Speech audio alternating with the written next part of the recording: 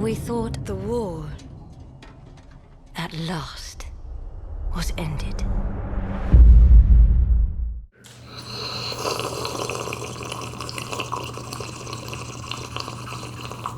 Hi everybody, my name's Chad Fair. I'm Alex Rodriguez. And this is Nerd Java, your daily dose of everything gaming, television, and movies. Yeah, all while having a cup of Joe. Nice cup of Joe, yeah.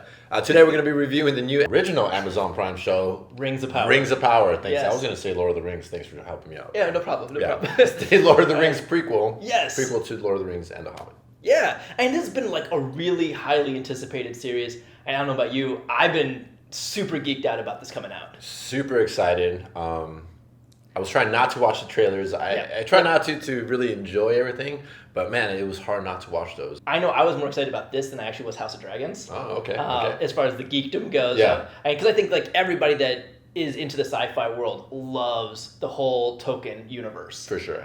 So yeah, I was incredibly geeked out about this. Yeah. Oh yeah, by the way, we're only reviewing the first two episodes today. The first episode.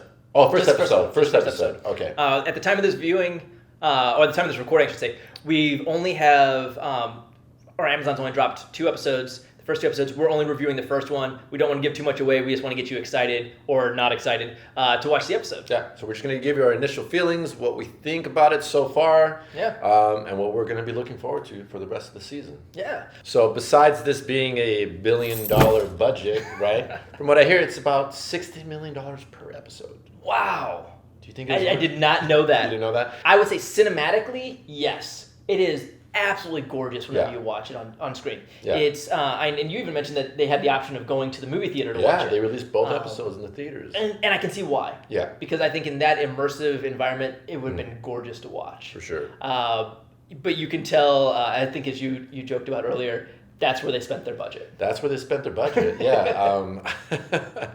I mean, again, it looks beautiful. Some of the imageries are just amazing. Some of the battle scenes are just look beautiful, but I feel like it was just lacked a little bit of more excitement. Yeah. A little bit more action was kind of what I didn't was feel like there was the hoping for. hook.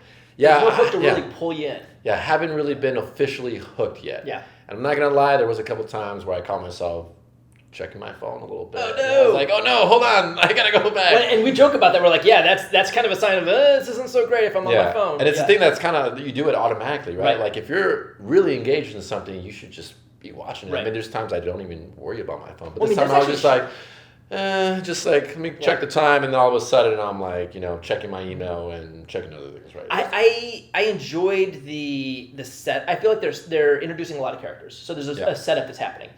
A lot of setup. A lot of setup. And that's the thing is it feels like it's taking forever. I know. Yeah. I know. I mean, when you compare it to Fellowship of the Ring, I do remember it being very slow, but they were setting up. But it didn't feel that way. Didn't feel that I slow. remember by the end of the movie, I was like, wait, that's it? Right. But it went by so fast because I was so into it, so into the story, into the characters they were doing. And I still haven't felt that from this one. I'm hoping for the best. But I mean, I think it'll get there, hopefully, right? Yeah. I mean... No, so I still have a lot of questions that I hope that this series answers. I mean, because I know that the whole premise of this series is going to be how were the Rings of Power that formed the Wraith Kings, like how were those distributed, how did those really come about, and what happened with that? Yeah. That's my understanding of what the storyline is supposed to be. Yeah. But there's other things that they're introducing that I find really interesting.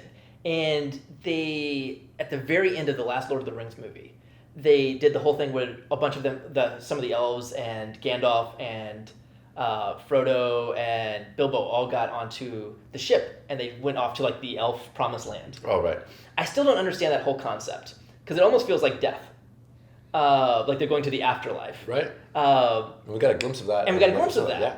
Right, and like with the one elf that's like, no, I'm not ready to go. Yeah. And so I'm intrigued to see if they go more into that storyline because I'd really like to understand what that is. Yeah. Because I don't understand, like, if this is such a great option for all the elves, why don't they just leave us? Yeah. Like, why don't they just all say, okay, see you, Earth, we're out. And also didn't seem like they really had a choice, right? Right. It seemed like it was granted to them as opposed to them choosing to go. It's all like, right. Well, what if I'm not ready to go? Right. It's like you don't have an option. Yeah. Yeah. So that was a little weird for me too, or just a little off. Just like it doesn't really make sense. And then they set up the king elf as kind of like a villain. Yeah. They start setting him up as a villain. Which might play out that way. There were some things that I struggled a little bit with this, other than just the pace. Yeah. Because like you said, there was no action. There was no action besides the one scene with the snow troll. Yes. Snow troll, Yeah. which ended very abruptly. Yeah. I mean, and that's some part of our conversation we had a little bit ago was like it almost seemed to downplay how strong the trolls are because in the Lord of the Rings series, Yeah. and you had Gandalf, you had Frodo, you had Aragorn, you had Legolas, all these, All of them. Gimli, all of them were fighting this thing and losing. Yeah. Well, then again, there was a bunch of orcs along with it. Right. But I mean, still, it took them a lot longer to bring it down. Right. And this snow troll just went down super quick. Yep. Well, not super quick. I mean, he threw this ice boulder at some of them. Oh, he took out them. some of the elves. He took them out. Yeah. He took them out for sure. But then, Galadriel. Yeah. John, did I say that right? Okay. Good. Okay. We had confirmation. We had to check in with our producer expert on the Tolkien series back there. Yeah, she just kind of came in and just swiftly, with no sort of extra effort, just kind of slice, stab, dead. And everyone just like, well, where were you? Where were you before when everyone else died? But yeah, I feel like they downplayed that. I feel like they could have just shown a little bit more like strategy rather than just sheer dominance over this. Yeah, I think was downplayed a little bit, and I really don't hear anybody talking about, was the introduction of the Half-Foots or the Hobbits. Because they can't say Hobbit. Yeah. There's right. Are they going to actually have to censor that out? So no, that's why they call them Half-Foots instead of Hobbits. Oh, okay. Yeah, they're not going to call them Hobbits. Oh no, I meant in this one. Are they going to have to in production put censor across? Probably, yeah. Okay. We don't own the rights to the word Hobbits. Sorry.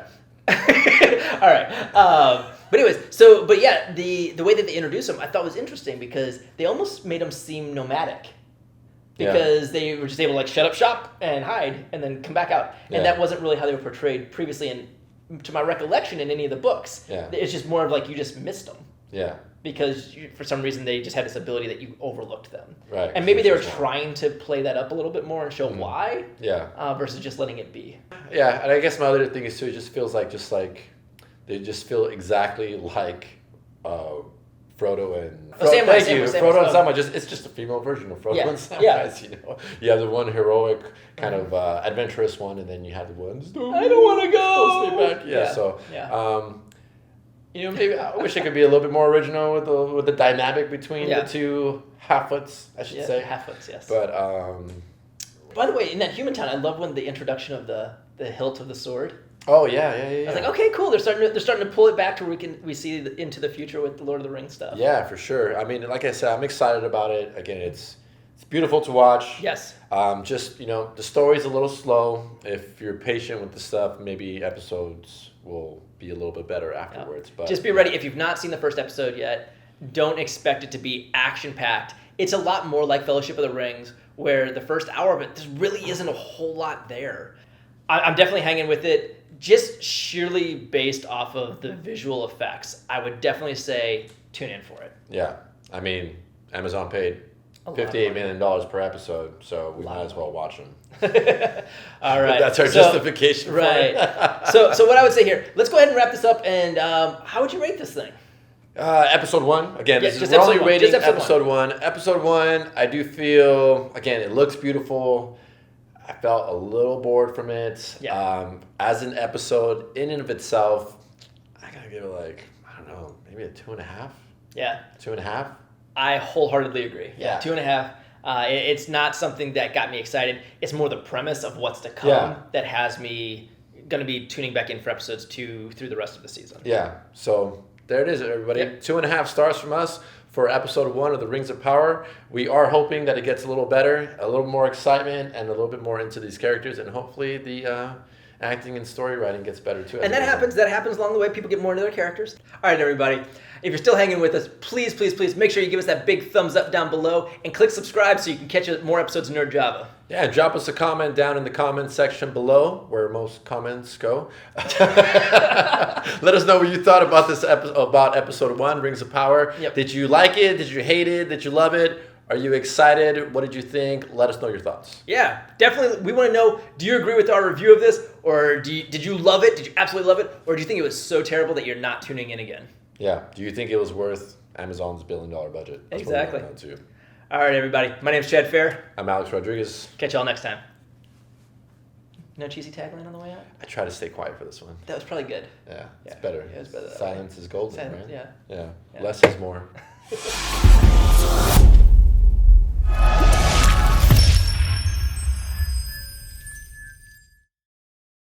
Hey y'all, my name is Chad Fair, and I'm one of the hosts of Nerd Java.